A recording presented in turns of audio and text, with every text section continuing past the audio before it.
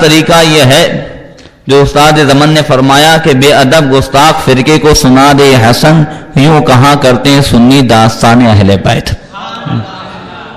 تو ہمارے یہاں نہ سینہ کو بھی ہے، نہ مارا پیٹی ہے، نہ ہم جو ہے سینہ نوچتے ہیں، نہ کپڑے پھاڑتے ہیں، کسی طریقے کا سوگ اور ماتم ہمارے یہاں نہیں ہے، اس لیے کہ ہمارا عقیدہ ہے کہ نبی بھی زندہ ہیں اور شہید بھی زندہ ہیں۔ تو زندوں کی جب محفل ہے تو پھر انداز بھی زندوں جیسا ہی ہونا چاہیے۔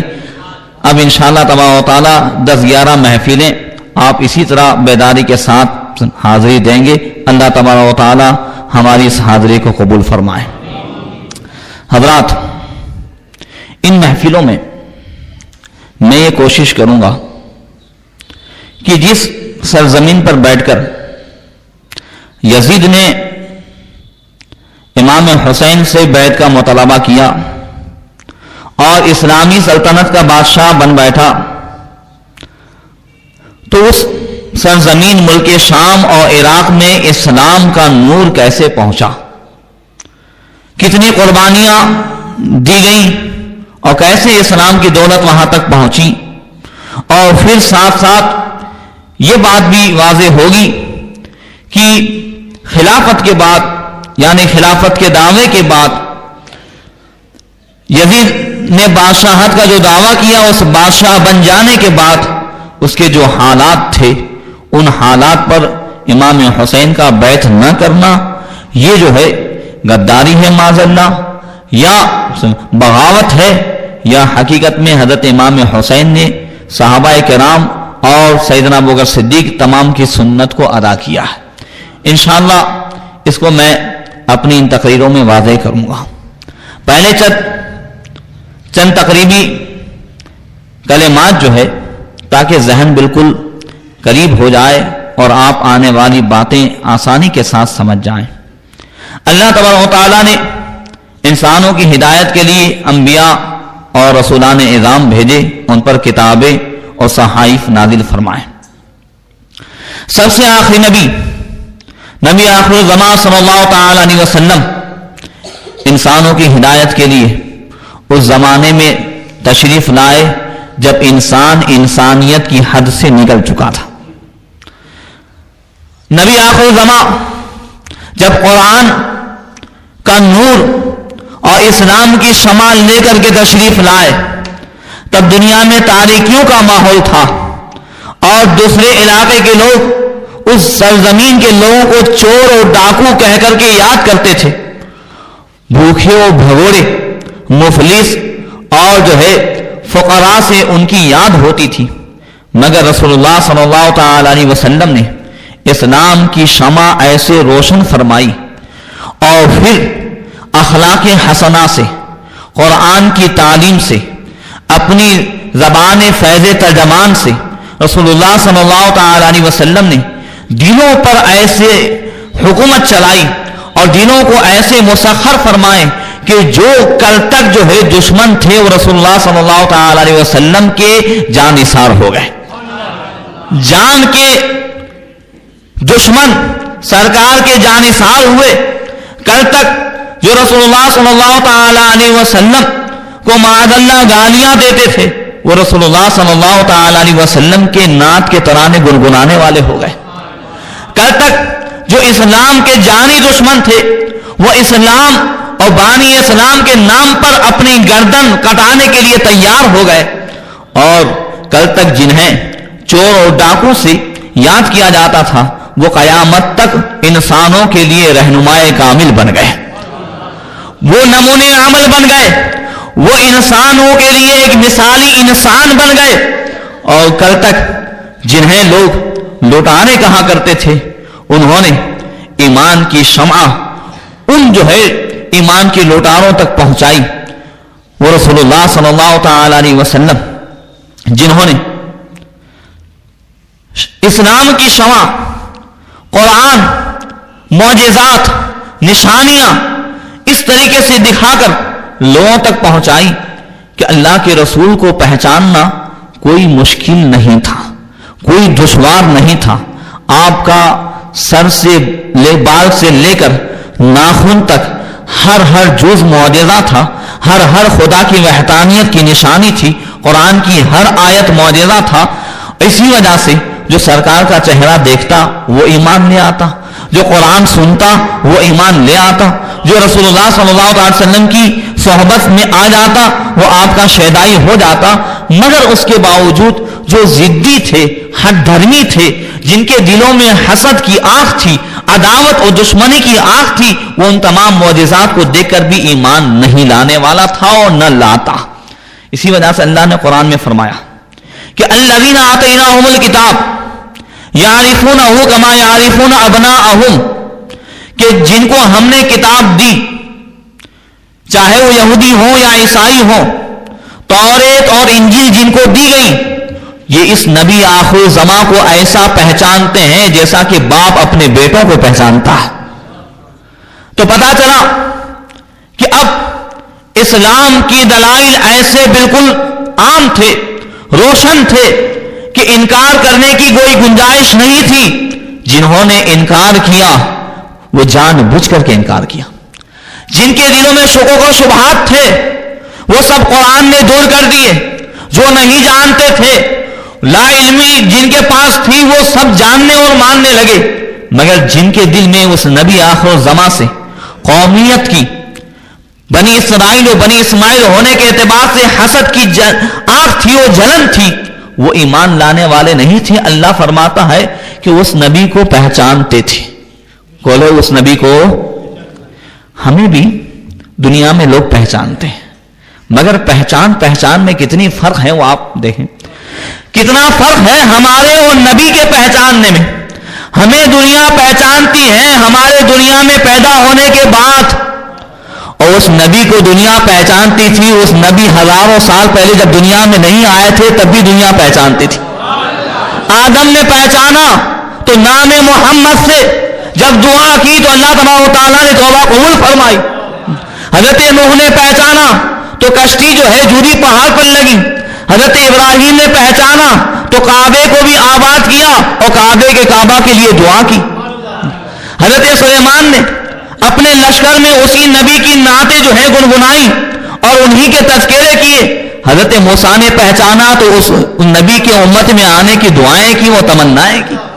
حضرت عیسیٰ نے بشارت دی تو اس نبی کو صرف نبیوں نے ہی نہیں پہچانا تھا. نبی کے دنیا میں آنے سے پہلے اللہ فرماتا ہے وَقَالُوا مِن قَبْلُ يَسْتَفْتِحُونَ عَلَى الَّذِينَ كَفَرُوا. ارے اس نبی کے ماننے والے، یعنی ان نبیوں کے ماننے والے، اگلی امت کے لوگ جب کافروں کے ہاتھ شکست کھا جاتے تھے تو اس نبی آخر زمان محمد رسول اللہ کا نام لے کر ان کے وسیلے سے دعا مانگتے تھے. اللہ اس زمانے میں نبی کے دنیا میں آنے سے پہلے بھی انہیں فتح عطا فرماتا تھا. نبی کو ایسے پہچانتے تھے. ارے صرف نبی کو ہم جو دنیا میں آتے ہیں پیدائش کے بعد لوگ جانتے ہیں، مگر ہمیں کون پہچانتا ہے؟ صرف انسان پہچانتے ہیں. بولو صحیح ہے کہ نہیں؟ ہمیں صرف انسان پہچانتے ہیں، مگر نبی کی پہچان تو ایسی پہچان کہ فرشتے بھی پہچانتے ہیں، جنات بھی پہچانتے ہیں. ارے سورج بھی پہچانتا ہے اور چاند بھی پہچانتا ہے. اگر سورج اور چاند نہ پہچانتے تو نبی کا اشارہ پا کر سورج پلٹ نہ جاتا، چاند اپنا کلیجہ نہ چنداتا، دونوں حکم نہ مانتے. آدمی جس کو پہچانتا ہے اس کا حکم مانتا ہے، جس کو نہیں پہچانتا ہے اس کا حکم نہیں مانتا. سورج اور چاند بھی پہچانتے ہیں. اعلیٰ حضرت فرماتے ہیں سورج الٹے پاؤں پلٹے، ارے چاند اشارے سے ہو چاک، اندھے نجدی دیکھ لے قدرت رسول اللہ کی. سب نے پہچانا، سورج نے پہچانا، چاند نے پہچانا، جانوروں نے پہچانا. چڑیا ہیں بارگاہ رسالت میں آ کر فریاد کرتی ہیں. ہرنی اسی جو ہے رحمت للعالمین کے دربار میں آ کر انصاف چاہتی ہے. اونٹ پر مالک ظلم کر رہا ہے. بے زبان جانور اسی رحمت للعالمین کی بارگاہ میں آ کر شکایت کر رہا ہے. کس کی شکایت کر رہا ہے؟ بولو مالک کی. ظلم ہو رہا ہے، انصاف لینے کے لیے اونٹ آ رہا ہے رحمت للعالمین کی بارگاہ میں. اب ذرا دیکھیں وہ جو جیو دیا پریمی بننے کا ڈھونگ رچ رہے ہیں، وہ آ کر کے دیکھیں کہ جو انسانیت کا خون بہاتے ہیں اور انسان کا خون بہاتے ہیں، حاملہ عورتوں کا پیٹ چیر کر عورت اور بچے کا خون بہاتے ہیں. ایسے ظالم لوگ کہ جن کے نزدیک انسان کے خون کی کوئی قدر و قیمت نہیں ہے، انسان کی کوئی اہمیت نہیں ہے، اور صرف انبول اور جو ہے انبول جانور جن کی زبان نہیں ہے، ان بے زبان جانوروں کی محبت میں آ کر، حالانکہ یہ تمام تر جیو دیا پریمی بننے کا ڈھونگ ہے، اور اسی ڈھونگ کے اس میں اپنے دلوں کے اندر جو اسلام کی دشمنی چھپی ہوئی ہے اس کا اظہار کر رہے ہیں. ارے مسلمان کسی پر ظلم نہیں کرتا ہے، اس لیے کہ رحمت للعالمین نے عدل و انصاف کی تعلیم عطا فرمائی ہے. مسلمان کسی پر ظلم نہیں کرتا ہے. حلال جانوروں کا ذبح کرنا یہ ظلم و ستم نہیں ہے. یہ کس کی بارگاہ ہے جہاں اونٹ بھی آ کر، بے زبان جانور بھی آ کر یہاں شکایتیں کر رہا ہے. کون ان کی شکایتوں کو سن رہا ہے؟ کون انہیں انصاف دلا رہا ہے؟ کون ان پر رحم و کرم کی بارشیں کر رہا ہے؟ آج کوئی ہے دنیا میں ایسا جو ہے محبت کا اظہار تو کر رہے ہیں، مگر ماں کے ساتھ نوازشیں ہو رہی ہیں اور باپ جگہ جگہ لات کھا رہا ہے. اب یہ باپ جو بے زبان جانور ہیں جن کو بیل کہتے ہیں، یہ بیل کس کے پاس شکایت کرنے جائے؟ یہ باپ کو تو جو ایسے ہی جگہ جگہ مارتے پھرتے ہیں اور ماں پر نوازشیں کرتے ہیں، اس کا پیشاب تک پیتے ہیں. اب بھلا یہ بتائیں کہ یہ کہاں باپ کہاں شکایت لے کر کے جائے؟ مگر ایک آقا کی بارگاہ ہے کہ جہاں بے زبان جانور بھی آ کر عدل و انصاف چاہ رہا ہے، جہاں جو ہے ظلم و ستم کسی پر بھی ہو تمام کو عدل و انصاف مل رہا ہے. آقا کی بارگاہ میں چڑیا بھی آ رہی ہیں، ہرنی بھی آ رہی ہیں، پتھر بھی آ رہے ہیں، سلام کر رہے ہیں، جانور آ کر کے تعظیم کر رہے ہیں، پیر سجدہ کر رہے ہیں. اعلیٰ حضرت فرماتے ہیں ہاں یہی کرتی ہے چڑیا فریاد، ہاں یہی چاہتی ہے ہرنی داد، اسی در پہ شکرانے ناشاد گلے رنج و عنا کرتے ہیں اور اپنے مولا کی ہے بس شان عظیم. جانور بھی کرے جن کی تعظیم اور سنگ کرتے ہیں ادب سے تسلیم، پیڑ سجدے میں گرا کرتے ہیں.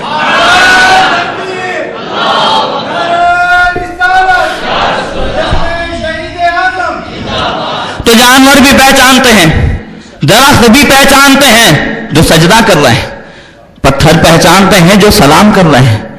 اور پھر جاننے کی بات یہ بھی ہے کہ ہمیں لوگ دنیا میں پہچانتے ہیں، جب تک زندہ ہیں پہچانتے ہیں.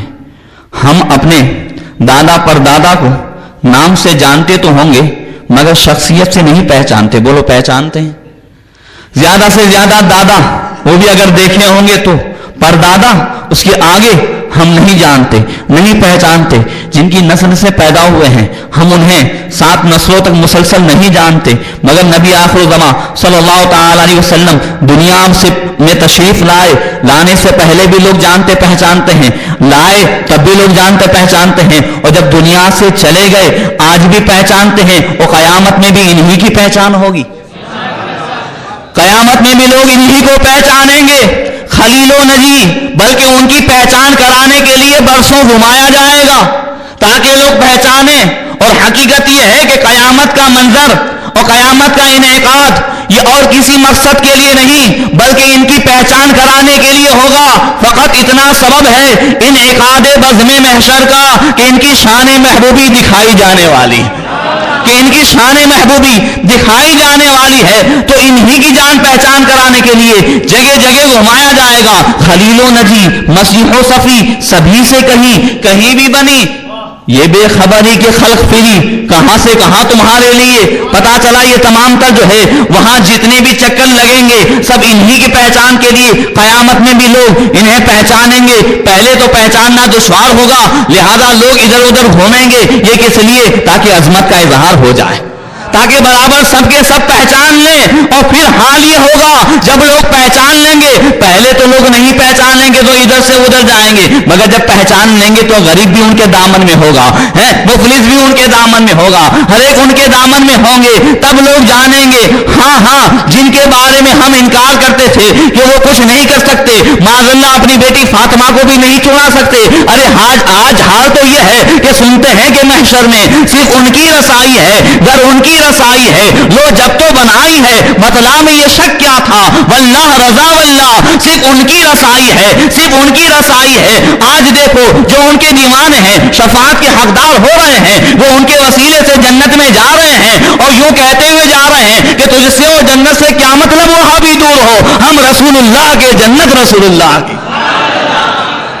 تو کل بھی انہی کی پہچان ہوگی، اس نبی آخر الزمانے کہ جن کی پہچان اللہ تبارک و تعالیٰ نے اگلی کتابوں میں ایسی فرمائی کہ اگلی کتابوں کے پڑھنے والے جن کے دل حسد سے خالی تھے، جن کے دل عداوت سے خالی تھے، جب انہوں نے چہرہ دیکھا، عبداللہ ابن سلام کہتے ہیں جب میں نے چہرہ دیکھا تو فوراً پہچان لیا یہ کسی جھوٹے کا چہرہ نہیں ہے، وہ پہچان گئے، اور پھر اسلام کی شمع وہ پھیلتی گئی، اور آپ اس سے بہت تفصیل سے میری تقریروں میں سن چکے ہیں۔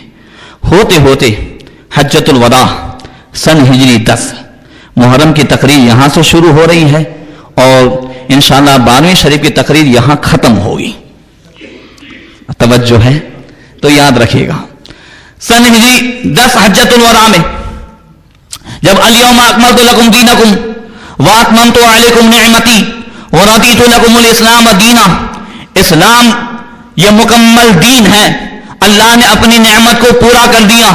جب یہ آیت نازل ہو گئی تب جاننے والے جان گئے، سیدنا ابوبکر صدیق کی آنکھوں میں آنسو آئے کہ اب نبی آخر الزمان دنیا سے جانے والے، اور تو نہیں پہچان سکے مگر حضرت ابوبکر صدیق کی آنکھوں میں آنسو آ گئے، اور فرمایا جب دین کی تکمیل ہوتی ہے تب پھر وہ دین کا بانی یعنی وہ نبی دنیا سے جاتا ہے، لہذا یہ اس کی طرف اشارہ ہے۔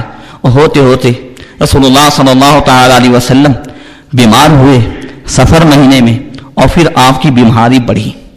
اللہ کے رسول صلی اللہ تعالی علیہ وسلم نے آخری دنوں میں صحابہ کرام کو ایک دن بلایا، اور آپ نے جب صحابہ کرام حجر عائشہ میں آئے، اللہ کے رسول صلی اللہ تعالی علیہ وسلم نے بستر پر آرام کرتے کرتے ان سب کو ایک خطبہ دیا۔ پہلے تو فرمایا مرحبا بکم، میں تم سب کو جو ہے مرحبا کہتا ہوں، حیاکم اللہ، ہداکم اللہ، نصرکم اللہ، وفقکم اللہ، کہہ دو سبحان اللہ، صدقکم اللہ، اعانکم اللہ، ووقاکم اللہ، ونفعکم اللہ، وقبیلکم اللہ، اوصیکم بتقوی اللہ۔ آقا نے آخر میں اپنے ماننے والوں کو کیسی دعائیں دی، فرمایا میں تم سب کو مرحبا کہہ رہا ہوں، حیاکم اللہ، اللہ تم سب کو سلامت رکھے۔ فرماتے ہیں ہداکم اللہ، اللہ تم سب کو ہدایت پر چلائے اور استقامت عطا فرمائے۔ نصرکم اللہ، پروردگار تم سب کی اعانت اور مدد فرمائے۔ اور وفقکم اللہ، اللہ تمہیں راہ راست پر چلائے۔ ووقاکم اللہ، اللہ ہر شر اور برائی سے تم سب کو بچائے۔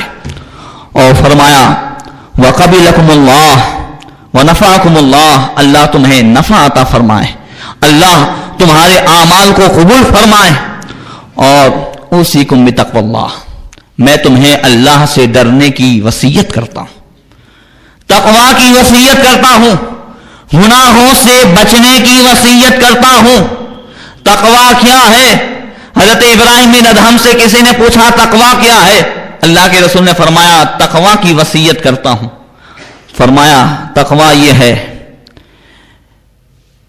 کہ مخلوق تیری زبان میں عیب نہ پائے، فرشتے تیرے کاموں میں عیب نہ پائے، اور اللہ تیرے دل میں عیب نہ پائے۔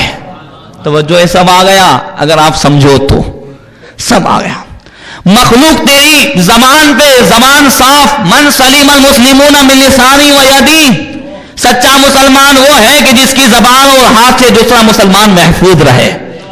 تو مخلوق تیری زبان میں عیب نہ پائے، اور فرشتے تیرے کاموں میں عیب نہ پائے، کام بھی پاک و صاف اور زبان بھی پاک و صاف، اور اللہ تیرے دل میں عیب نہ پائے، دل بھی پاک و صاف۔ اس کا نام تقوی۔ ایک لفظ میں رسول اللہ صلی اللہ تعالی علیہ وسلم نے پورے سمندر کو سنبھال لیا۔ پورا اسلام، اسلامی تعلیم اسی میں ہے کہ اوصیکم بتقوی اللہ، میں تمہیں اللہ سے ڈرنے کی وصیت کرتا ہوں۔ اور پھر فرمایا وَأُوصِي اللَّهَ عَلَيْكُمْ، اور میں اللہ سے یوں بھی عرض کرتا ہوں تمہارے لیے کہ سنو وَاسْتَخْلَفَ عَلَيْكُمْ، کہ اللہ میرے جانے کے بعد تمہاری مدد فرمائے۔ اور انی انی لکم نذیر مبین، میں کھلا ڈرانے والا ہوں۔ اللہ تعالی علی اللہ فی عبادی و بلادی، سن لو اللہ کے بندوں اور اللہ کے شہروں میں کسی پر تکبر و غرور مت کرنا۔ وَإِنَّ اللَّهَ تَعَالَى قَالَ لَكُمْ لِي وَلَكُمْ تِلْكَ الدَّارُ الْآخِرَةُ نَجْعَلُهَا لِلَّذِينَ لَا يُرِيدُونَ عُلُوًّا فِي الْأَرْضِ وَلَا فَسَادًا وَالْعَاقِبَةُ لِلْمُتَّقِينَ، اس لیے کہ اللہ تعالیٰ نے مجھ سے اور تم سب سے یوں فرمایا ہے کہ جنت یہ اس کے لیے ہے جو اللہ کے بندوں پر تکبر و غرور نہیں کرتے اور فتنہ و فساد نہیں کرتے۔ یہ رسول اللہ صلی اللہ تعالی علیہ وسلم کا آخری خطبہ جو حجر عائشہ میں فرمایا، اور پھر آخر دن جو فرمایا وہ الصلاۃ وما ملکت ایمانکم فرمایا۔ رسول اللہ صلی اللہ تعالی علیہ وسلم نے اپنے جو ہے ارشاد میں کئی مرتبہ اشارتاً خلافت کے تعلق سے تو فرمایا تھا، مگر صراحت سے تو نہیں فرمایا۔ اب آقا کائنات صلی اللہ تعالی علیہ وسلم دنیا سے تشریف لے گئے۔ یہ پورا تفصیلی واقعہ میں اس سے پہلے بیان کر چکا ہوں۔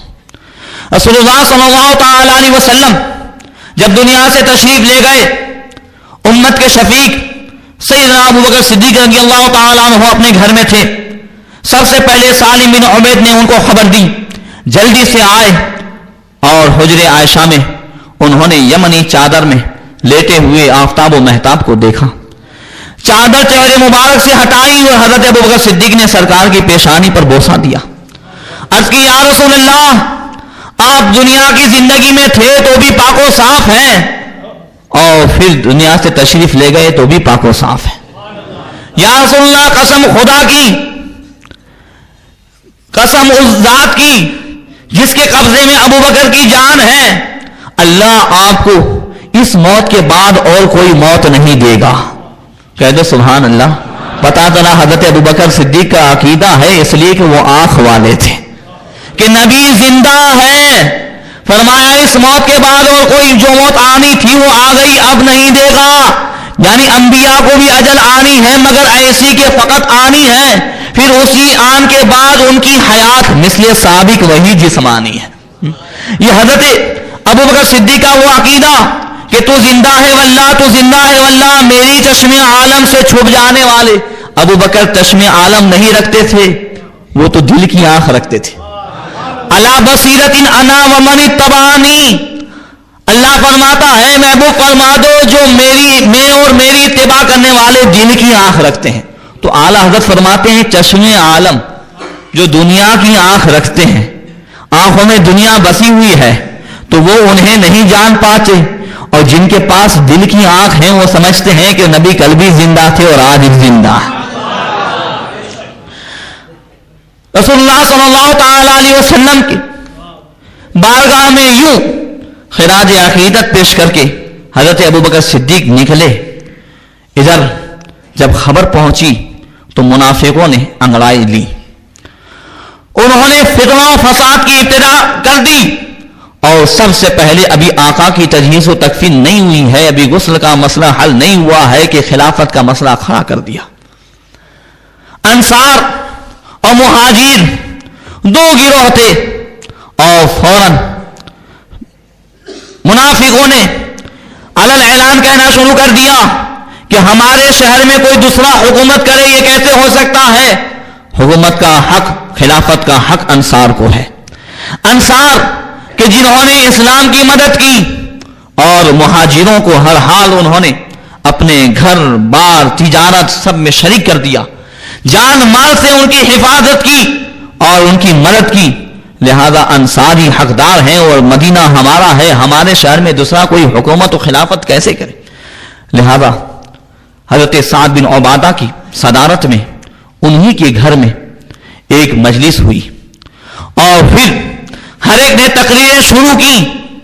بات بہت پکی ہو گئی کہ خلافت انصار کا حق ہے، خلیفہ انصار ہی میں سے ہوگا۔ اور جب یہ بات بڑھتی گئی اور تمام لوگوں نے طے کیا کہ سعد بن عبادہ، حضرت سعد بن عبادہ بہت بڑے صحابی ہیں، میں اس سے پہلے بیان کر چکا ہوں، سعد بن عبادہ یہ جو ہے خلیفہ ہوں گے اور تمام لوگ ان کے ہاتھ پر بیعت کریں گے۔ ابھی یہ معاملہ چل رہا تھا کہ کسی نے جا کر سیدنا ابو بکر صدیق، حضرت عمر فاروق اعظم، حضرت ابو عبیدہ بن جرہ ان کو خبر دی. اب یہ حضرات آئے. ایک طرف تو ماحول یہ تھا کہ کوئی رسول اللہ صلی اللہ تعالی علیہ وسلم کے وصال کی خبر سننا جو ہے گوارا نہیں کرتا تھا.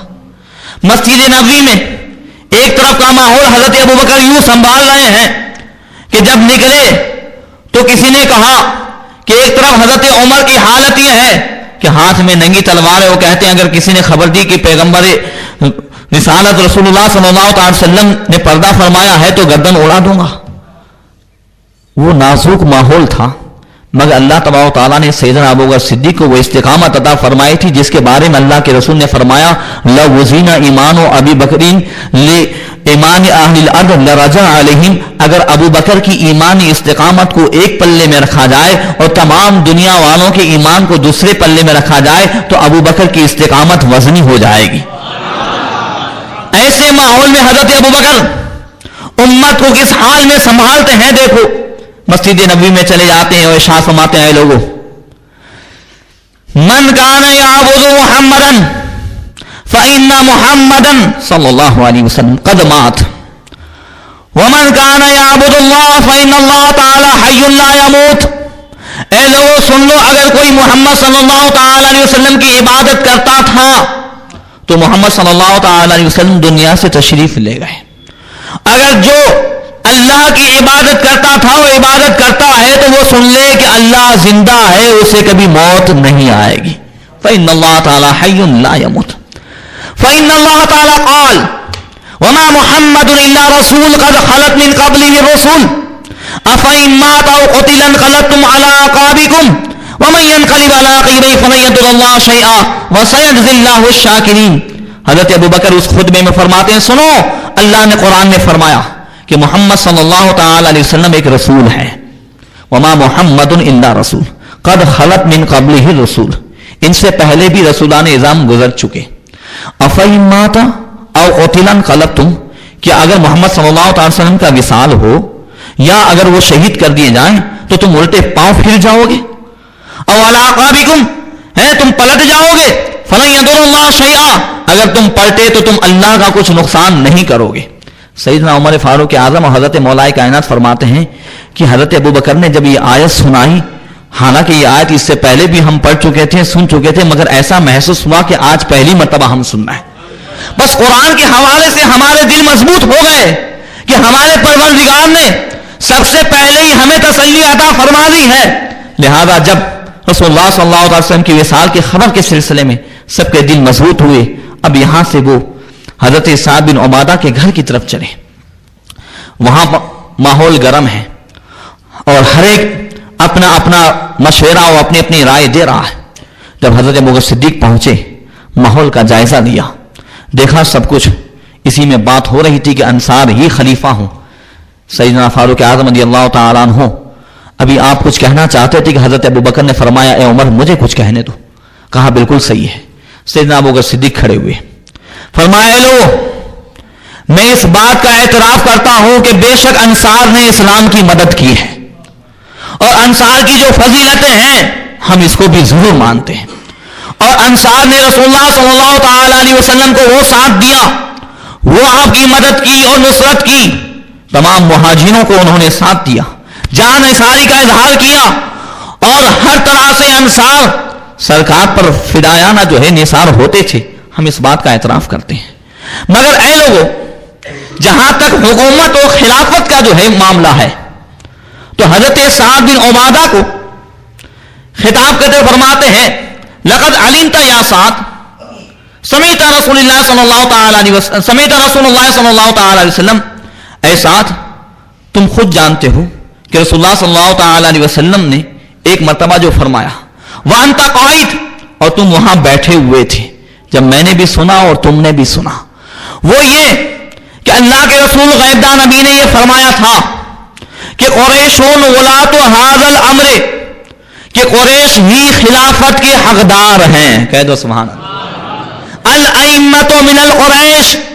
اے سعد، اس مجلس میں تم بھی موجود تھے جب رسول اللہ صلی اللہ تعالی علیہ وسلم نے یہ فرمایا تھا. تو پہلے حضرت سعد نے اور دوسرے انصاری صحابہ نے یہ کہا تھا کہ انصار ہی خلیفہ ہوں گے، لہذا نحن الامراء وانتم الوزراء، ہم جو ہے انصار امیر و بادشاہ ہوں گے اور مہاجروں تم وزیر ہوں گے۔ مگر جب حضرت سعد کو حضرت ابوبکر صدیق نے رسول اللہ کا ارشاد یاد دلایا کہ فوراً حضرت سعد کہنے لگے صدقتا یا ابا بکرین، یہ ابو بکر تم نے سچ کہا۔ تو وہ کہنے لگے کہ ہاں ہاں فنحن الوزراء وانتم الامراء، اب ہم وزیر ہیں اور تم ہی خلافت کے حقدار ہو۔ حضرت سیدنا ابوبکر صدیق نے جب یہ سنا تو فرمایا تو اے لوگوں دیر کاہے کی ہے، دیکھو ہم میں یہ عمر یہ ابو عبیدہ موجود ہیں، دونوں جلیل و قدر ہستیاں ہیں، لہذا اب آگے بڑھو اور ان سے بیعت کرو۔ اتنا سننا تھا کہ حضرت عمر فاروق اعظم جلدی سے جو ہے حرکت میں آئے، کہا اے لوگوں سن لو، ابو بکر یہ رسول اللہ صلی اللہ تعالی وسلم کے زمانے میں بھی سرکار کے معتمد تھے، سرکار سے سب سے زیادہ قریب تھے اور ہر حال سرکار کی صحبت میں رہے، اور ہم سرکار کے حیات میں بھی ابو بکر کو ہم میں سب سے افضل و اعلیٰ جانتے تھے، لہذا میں ہی پہل کرتا ہوں یہ کہہ کر کے حضرت عمر کھڑے ہوئے اور کہا ہاتھ بڑھائیے، سب سے پہلے میں بیعت کرتا ہوں۔ بس اتنا دیکھنا تھا کہ ہنگامہ بالکل ختم ہوا، اب سب بڑھ رہے ہیں اور حضرت ابوبکر صدیق کے ہاتھ پر بیعت کر رہے ہیں۔ بیعت شروع ہو گئی۔ اس موقع پر بہت ساری کہانیاں شیعوں نے گھڑی ہے، اللہ تعالیٰ ان شیعوں سے بھی مسلمانوں کو محفوظ رکھے، وہابیوں سے محفوظ رکھیں، ان ہور و رافضیوں اور ان سے بھی قطع تعلق کی ہمیں توفیق عطا فرمائیں۔ معاذ اللہ ایسی تہمتیں صحابہ کرام پر لگائی ہیں کہ حضرت علی اتنا دیکھ کر گھر میں گھس گئے اور حضرت عمر فاروق اعظم آئے اور آ کر کے حضرت ماں فاطمہ زہرا کے گھر پر انہوں نے دروازہ کھٹکھٹایا، کہا علی باہر نکلو بیعت کرو ورنہ دروازہ جلا دوں گا، یہ کروں گا یا گھر گرا دوں گا۔ معاذ اللہ حضرت مولا کائنات جو ہے شجاعت کے دھنی تھے وہ گھر میں گھس جائیں گے، اور اگر غلط ہو رہا ہو تو حضرت مولا کائنات کیا اسے قبول کریں گے؟ ہرگز نہیں۔ جب امام حسین نے یزید کی بیعت کو قبول نہیں کیا تو حضرت ابوبکر اگر بیعت کے لائق نہیں تھے تو مولا کائنات قبول کرتے؟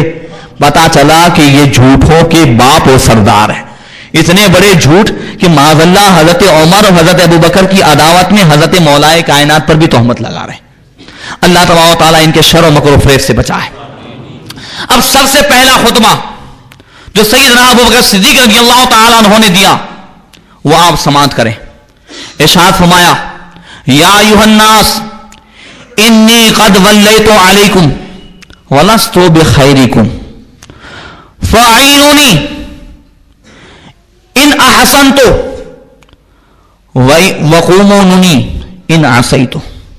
حضرت سیدنا ابوبکر صدیق فرماتے ہیں اے لوگوں تم لوگوں نے مجھے اپنا خلیفہ بنایا، مجھے خلافت کے لیے چنا، مگر لست بخیرکم میں تم میں بہتر نہیں ہوں۔ کہتے سبحان اللہ، کیا عاجزی ہے۔ کہا تم نے چنا مگر میں بہتر نہیں ہوں، تو فرماتے ہیں کہ ان احسنت فاعینونی وان اسأت فقومونی، سن لو اگر میں اچھا کام کروں تو میری مدد کرو اور اگر میں کوئی برائی کروں تو مجھے سیدھا کر دو۔ کیا شان تھی۔ فرماتے اگر میں اچھا کام کروں تو تم میری مدد کرنا اور اگر میں کوئی برائی کروں تو پھر مجھے سیدھا کر دینا۔ اور اس کے بعد فرمایا سن لو یہ بھی کہ الضعیف فیکم قوی عندی حتی اذیح حقہ، انشاءاللہ تعالی تم میں جو کمزور ہے وہ میرے نزدیک طاقتور ہے، میں ضرور اس کمزور کا حق دلا کر کے رہوں گا۔ والقوی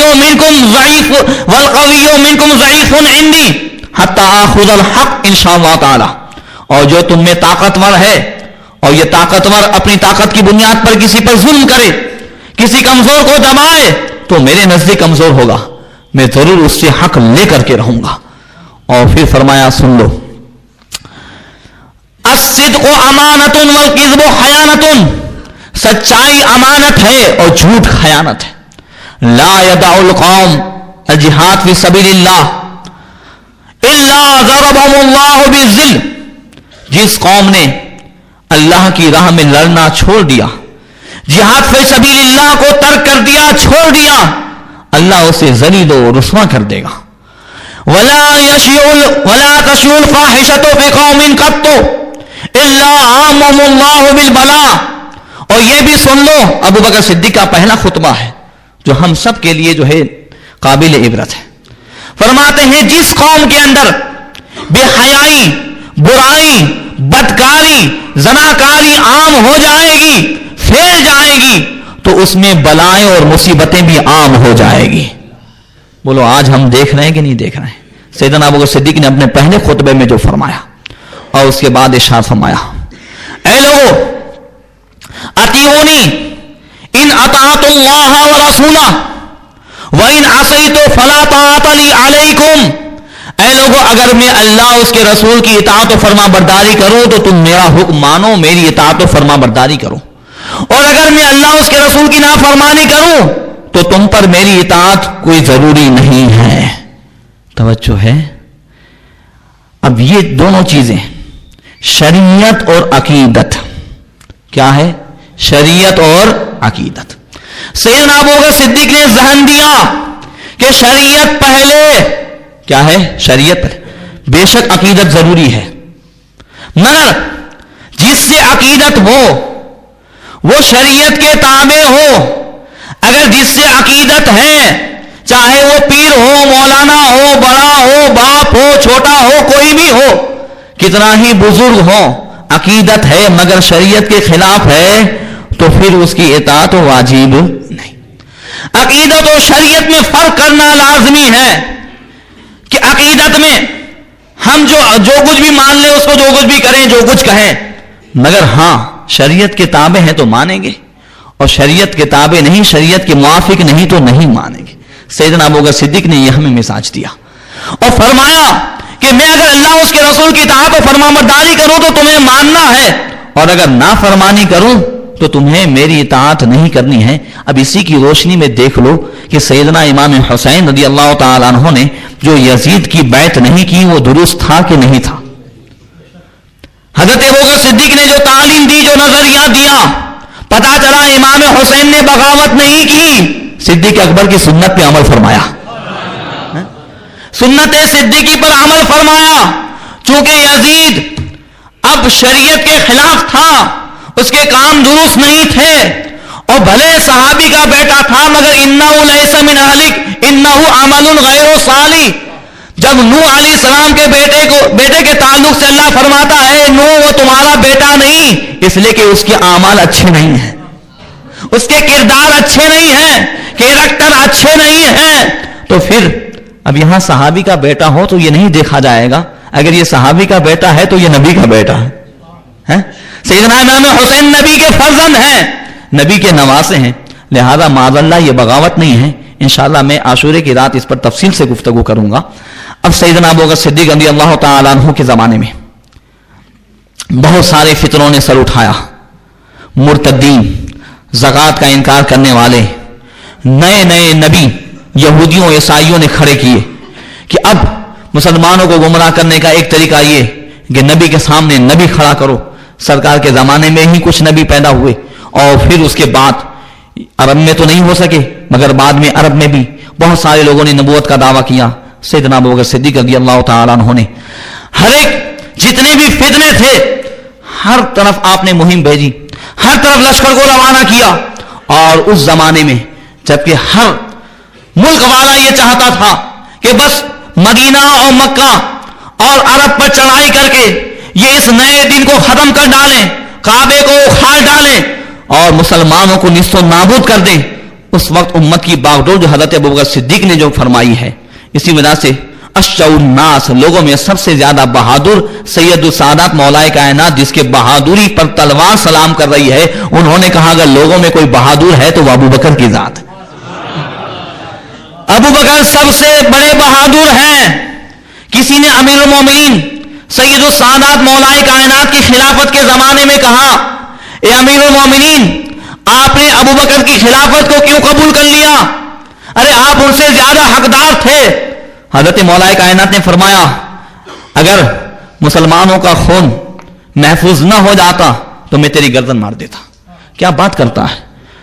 کیا میں ابو بکر سے زیادہ حقدار تھا؟ ارے ابو بکر تو وہ ہیں کہ جنہوں نے مجھ سے زیادہ اسلام لانے کے بعد فوراً اسلام کو خوب پھیلایا، اسلام کے پھیلانے میں مجھ سے پہلے تھے، اور غار میں کوئی دوسرا نہیں تھا، ابو بکر ہی تھے، ہجرت میں ساتھ میں وہی تھے، غار ثور میں جان دینے میں وہی تھے، اور پھر فرمایا کہ سرکار نے آخر میں جس کو مسلح پہ چڑھایا وہ بھی وہی تھے۔ کیا نہیں دیکھتا کہ اللہ تعالیٰ نے قرآن میں سب کی جو ہے مذمت فرمائی مگر حضرت ابوبکر کی تعریف فرمائی؟ تو اب وہ حضرت مولا کائنات نے اس طریقے سے حضرت ابوبکر کی خلافت کو مانا۔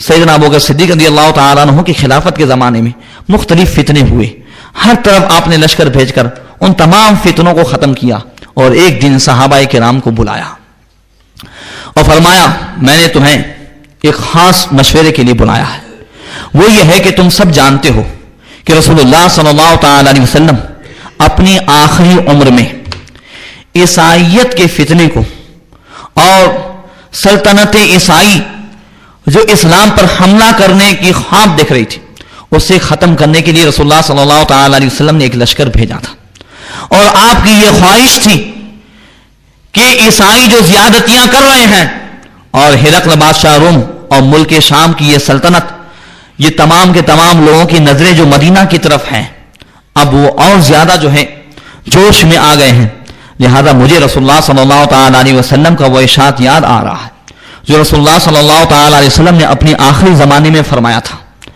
کہ میرے لیے زمین لپیٹ دی گئی اور میں نے مشرق اور مغرب کے کونے کونے کو دیکھ لیا، اور جس جس خطے کو میں نے دیکھا میری امت وہاں وہاں حکومت کرے گی، لہذا سرکار کے اس ارشاد کو مجھے پورا کرنا ہے۔ کہہ دو سبحان اللہ۔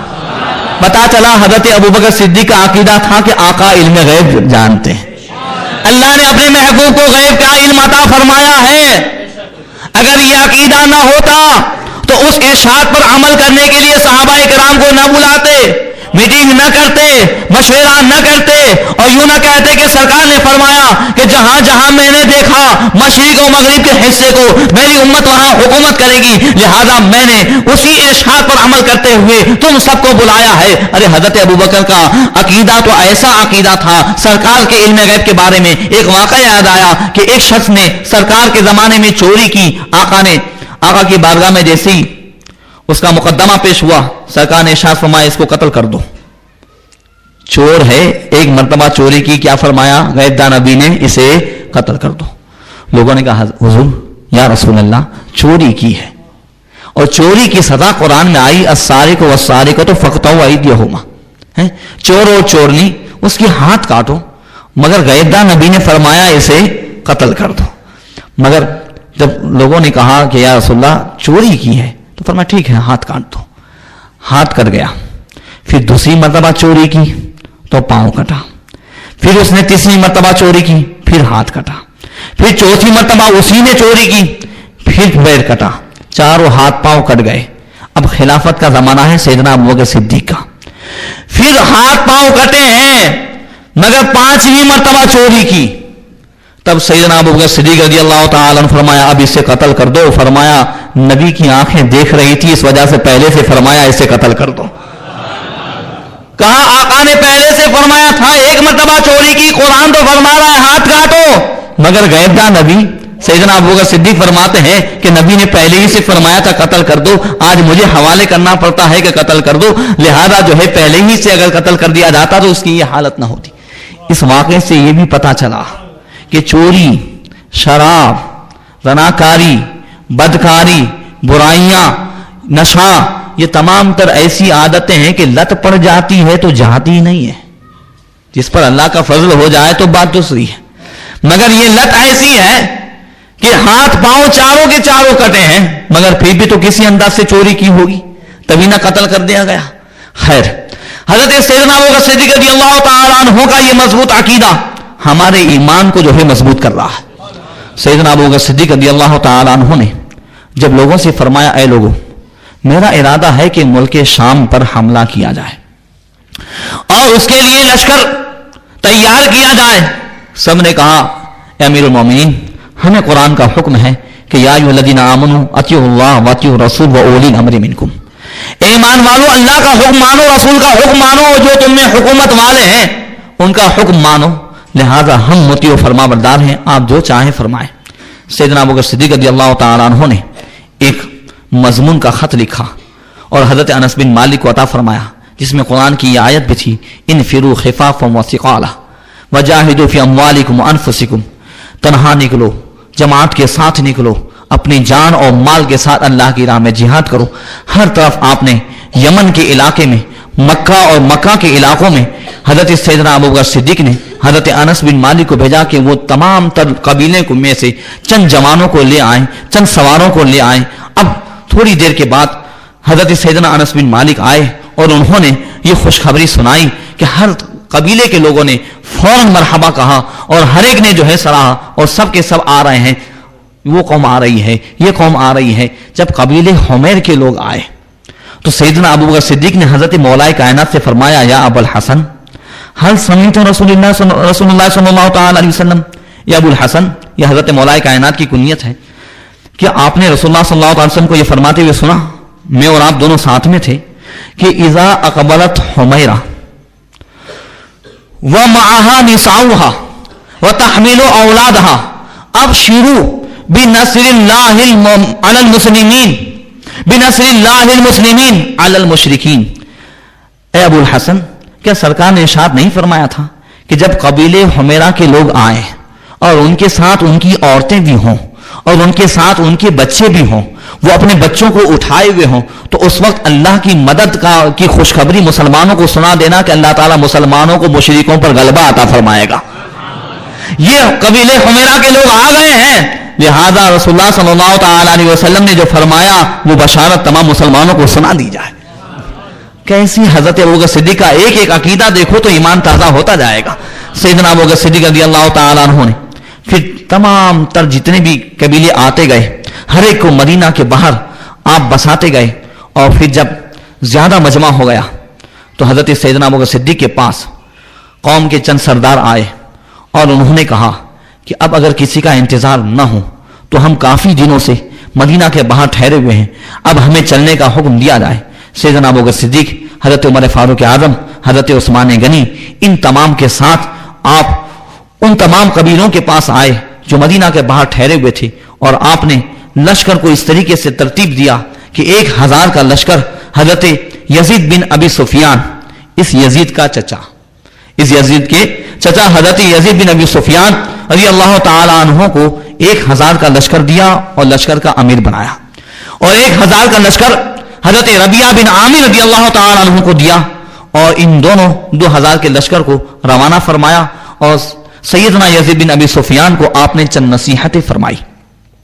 ارشاد فرمایا, اے یزید تم جا رہے ہو, مگر تمہیں افسر بنایا اس کا یہ مطلب نہیں, تم اپنے ساتھیوں کو زبردستی چلنے پر مجبور مت کرنا, انہیں تیزی سے مت دوڑانا, انہیں راستے میں تکلیف مت دینا, اور اے یزید کسی پر ظلم و ستم مت کرنا, عدل و انصاف کا دامن ہاتھ سے مت چھوڑنا.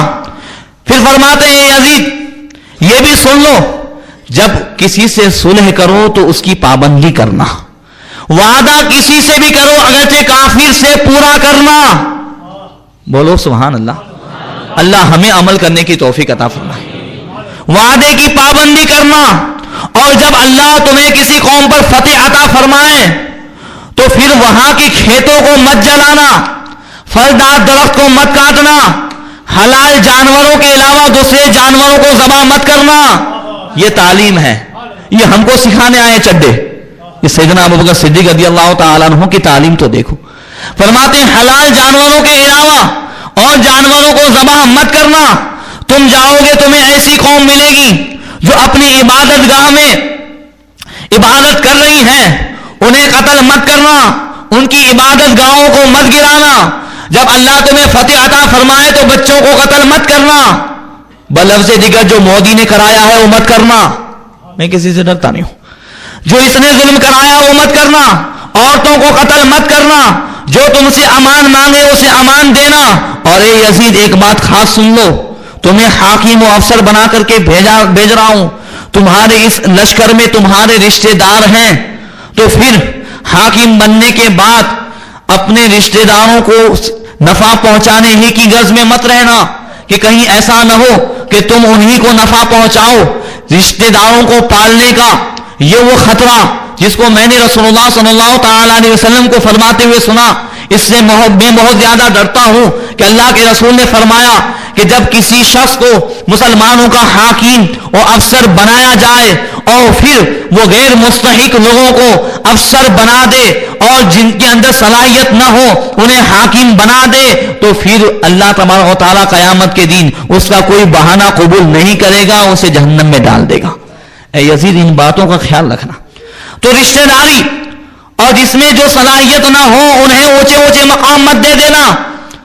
اس کو ایک واقعے سے سنو، ایمان تازہ ہوگا کہ جس کا حق ہو وہ حقدار کو حق پہنچایا جائے. آقا کائنات صلی اللہ تعالی علیہ وسلم ہے، حضرت سید السادات مولا کائنات ہے، ماں فاطمہ الزہرا ہے، سیدنا امام حسن اور امام حسین ہے. پانچوں رات کا وقت ہے اور پانچوں کے پانچوں پنجتن جسے کہا جاتا ہے، یہ پانچوں آرام کر رہے ہیں. آقا کائنات بھی ہیں، مولا کائنات بھی ہیں، ماں فاطمہ خاتون جنت بھی ہیں، جنتی جوانوں کے سردار حسن و حسین ہیں، سب کے سب آرام کر رہے ہیں. رات کا وقت ہے. سیدنا امام حسن اٹھے اور اپنی ماں فاطمہ زہرا کو کہنے لگے اماں پانی پینا ہے، پیاس لگی ہے. ابھی ماں فاطمہ کھڑی ہو کہ اس سے پہلے رسول اللہ صلی اللہ علیہ وسلم جلدی سے کھڑے ہوئے، پانی کا مٹکا رکھا ہوا تھا اس کی طرف نہیں گئے، اور سامنے بکری بندھی ہوئی تھی جو دودھ نہیں دیتی تھی. آقا کائنات نے ایک برتن لیا، وہ نواسے ہیں کہ پانی مانگ رہے ہیں، نانا دودھ عطا فرما رہے ہیں. بکری کے پاس گئے، بکری دودھ دینے والی نہیں تھی، مگر جیسے ہی ہاتھ لگایا تو اس کا جو ہے تھن وہ مشکی سے جیسے بھر گیا. فوراً دودھ اس نے دیا. آپ نے گلاس بھرا، کانسا بھرا اور لے کر کے آئے. ابھی حضرت امام حسن کے لیے سرکار صلی اللہ علیہ وسلم لے کر کے آ رہے تھے کہ امام حسین بھی اٹھ گئے، اور سیدنا امام حسین نے بھی پیاس کا مطالبہ کیا کہ مجھے بھی پیاس لگی ہے. وہ امام حسن آگے بڑھے، اس سے پہلے امام حسین وہ آگے بڑھ گئے رسول اللہ صلی اللہ علیہ وسلم کی طرف اور گلاس لینے لگے. تو آقا کائنات نے ارشاد فرمایا حسن آگے آؤ اور تم لے لو.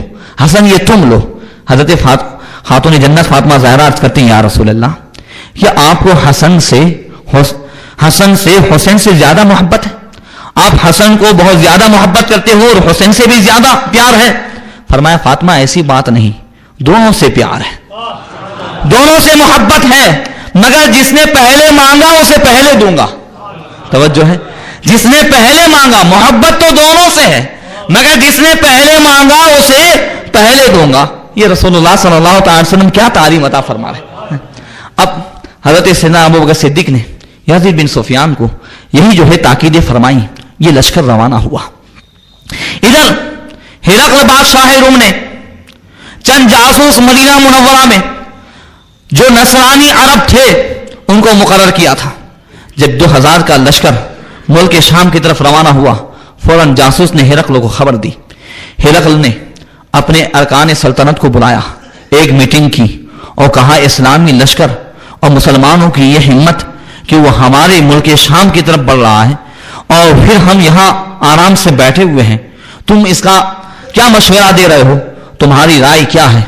سب نے کہا اگر مسلمانوں نے یہ ہمت کی ہے ہم ان سے لڑیں گے، ہم ان کو اپنے ملک میں داخل نہیں ہونے دیں گے، ہم یہاں سے کچھ کریں گے اور انہیں اپنے ملک میں داخل ہونے سے روکیں گے، پھر ہم ان سب کو ختم کر دیں گے، ان میں سے کسی کو زندہ نہیں جانے دیں گے، اور پھر ہم وہاں سے آگے بڑھیں گے اور مکہ جا کر کے کعبے کو کھود ڈالیں گے، پھر ہم مدینہ جائیں گے، وہاں اینٹ سے اینٹ بجا دیں گے. ایک سے ایک پھینکی. توجہ ہے، خوب پھینکی ان سب نے. اب ہرقل تو اس کا سینہ پھول گیا اور پھینکوں سے جو ہے آدمی بہت آگے بڑھ جاتا ہے. تو اب ہرقل نے کہا واقعی تم میرے وہ ساتھی ہو، تمہیں پر مجھے اعتماد ہے. اور اس نے 8000 کا لشکر تیار کیا. اس میں 2000 کا لشکر باطلیق نام کے سردار کو دیا، 2000 کا لشکر جرجس نام کے سردار کو دیا، یہ دونوں بھائی تھے سگے، اور 2000 کا لشکر لوقا نام کے سردار کو دیا، اور 2000 کا لشکر جو ہے یہ سلیہ نام کے سردار کو دیا. وہ سلیم سے سلیہ نہیں ہے، یہ سواد سے ہے. ہم جو نام بگاڑتے ہیں اس انداز سے نہیں ہے. ابھی 8000 کا لشکر جو روانہ ہوا اور 8000 کے لشکر کو جب مسلمانوں نے دیکھا، مقام تبوک میں مسلمانوں کا لشکر پڑاؤ کیے ہوئے تھا، جب اسلامی لشکر نے 8000 کے لشکر کو آتے ہوئے دیکھا، سیدنا یزید بن سفیان نے 1000 کا لشکر جو حضرت ربیعہ بن عامر کے تحت تھا فوراً آپ نے کمینگاہ میں چھپا دیا اور 1000 کا لشکر ان لوگوں کے سامنے رکھا.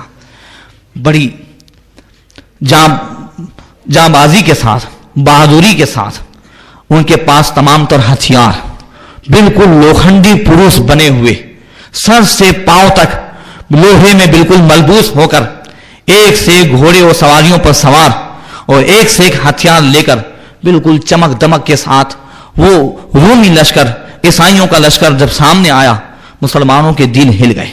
یہ 2000 ہیں اور ادھر جو ہے یہ 8000 ہے. حضرت یزید بن ابی سفیان نے جب اندازہ لگایا، کہا یہ 8 سے 10,000 کا لشکر ہے.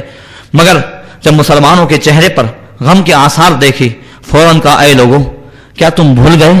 اللہ نے قرآن میں فرمایا کم من فئۃ قلیلۃ غلبت فئۃ کثیرۃ باذن اللہ. بہت مرتبہ ایسا ہوا ہے کہ کم جماعت جو مقدار میں کم ہے مگر اللہ تعالیٰ کے حکم سے، اس کی مدد سے وہ ہزاروں پر غالب آ گئی ہے.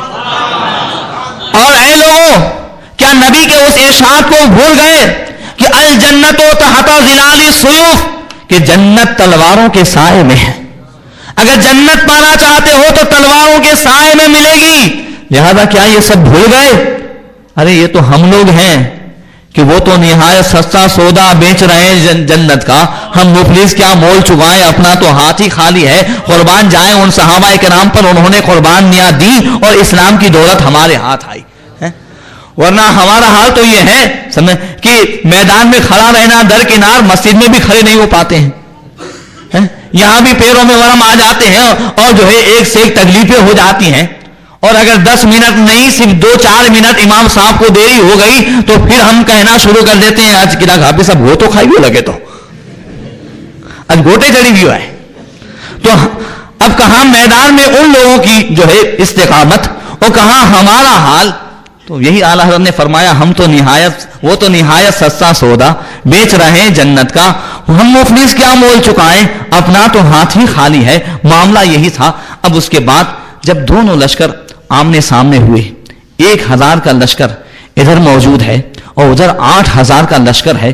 جیسے ہی رومیوں نے دیکھا، عیسائیوں نے دیکھا، فوراً ان کے سرداروں نے کہا یہ مٹھی بھر عرب جو اپنا وطن چھوڑ کر آئے ہیں، ان میں سے ایک بھی بچ کر نہ پائے، ایک بھی زندہ یہاں سے نہ جانے پائے، سب کو ختم کر دو، یک بارگی حملہ کر دو. یہی آ کر کے وہ ٹوٹ پڑے اور مسلمانوں نے بھی بہت زور کا حملہ کیا. اب 8000 نے 1000 کو گھیر دیا. اب رومیوں نے، عیسائیوں نے یہی سمجھا کہ بس اب ہم مسلمانوں کو ختم کر دیں گے. ادھر سے مسلمان گھرے ہیں، ادھر سے گھرے ہیں کہ فوراً حضرت ربیعہ بن عامر جو ہے چھپے ہوئے تھے 1000 لشکر کو لے کر فوراً انہوں نے، جب مسلمانوں کو انہوں نے گھیرا، عیسائیوں نے گھیرا، انہوں نے پیچھے سے آ کر کے حملہ کیا.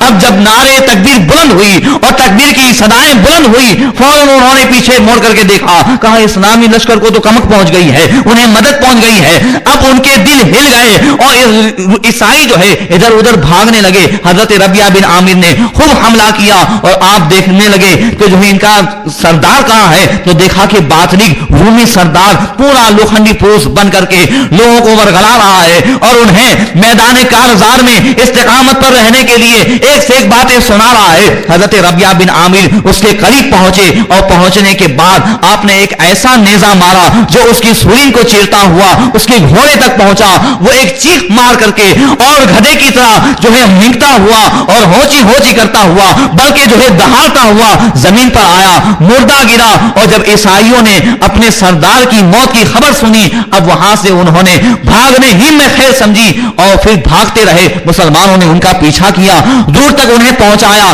اس جو ہے پورے میدان میں 120 مسلمان شہید ہوئے اور 2200 کافر مارے گئے. کتنے؟ کہہ دو سبحان اللہ. اللہ تعالیٰ نے مسلمانوں کو فتح عطا فرمائی اور پھر بھاگتے بھاگتے باطلیق تو مارا گیا مگر 3 سردار اور تھے، جردیس، لوقا، سلیہ. یہ تینوں، جردیس جو اپنے بھائی کی موت اپنے آنکھوں کے سامنے دیکھ چکا تھا، اس نے فوراً دور جا کر کے لوگوں کو جمع کیا, بھاگتے ہوئے کو روکا اور کہا ہرقل کو کیا منہ دکھائیں گے, یہ مٹھی بھر عربوں نے ہمیں شکست دے دی اور پھر ہم زندہ جائیں اور اسے مارے شرم کے کیا منہ دکھائیں, اور پھر میرے بھائی کو جس بے دردی کے ساتھ انہوں نے مارا ہے میں نہیں چھوڑوں گا. اگر تمہیں میرا ساتھ دینا ہے تو ساتھ دو, اور اگر تمہیں میرا ساتھ نہیں دینا ہے تو میں تنہا جاؤں گا. اب وہ سردار تھا, لوگ جو ہے رک گئے اور کہا کہ ہم تیرا ساتھ دیں گے. پھر یہ لشکر اسلامی لشکر کی طرف آگے بڑھا. پھر کیا ہوا انشاءاللہ آئندہ کل. السلام علیکم. نبی سلام علیکہ, یا رسول سلام علیکہ, یا حبیب سلام علیکہ, صلوات اللہ علیکہ, یا نبی سلام علیکہ, یا رسول سلام علیکہ, یا رسول سلام علیکہ, صلوات اللہ. کربلا والوں کا صدقہ, ناز کے پالوں کا صدقہ, زہرا کے لالوں کا صدقہ, زہرا کے لالوں کا صدقہ, دکھ بھرے نالوں کا صدقہ, یا نبی سلام یا رسول سلام علیکہ, یا حبیب سلام علیکہ, صلوات اللہ. فرزند مرتضیٰ کو ہمارا سلام ہو, دل بند مصطفیٰ کو ہمارا سلام ہو. فرزند ہمارا سلام ہو, دل بند مصطفیٰ کو ہمارا سلام. حیدر کے نور چشم کو زہرا کے لال کو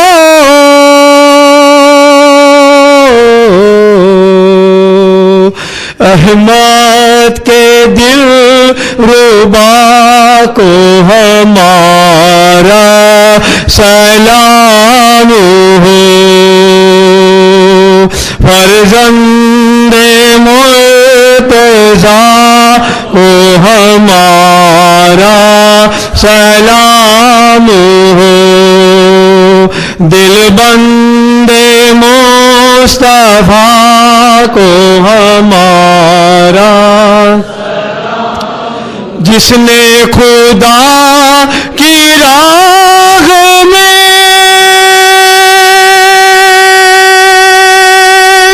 سب کچھ لٹا دیا,